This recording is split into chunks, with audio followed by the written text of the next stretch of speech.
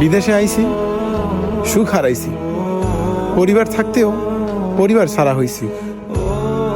বাবা মা আত্মীয় স্বজন সবাই থাকার পরেও এই প্রবাস বাড়িতে এতিম হয়ে আসি।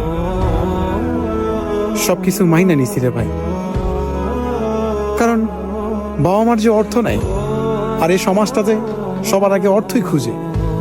আপন মানুষ পর মানুষ অর্থই দেখে।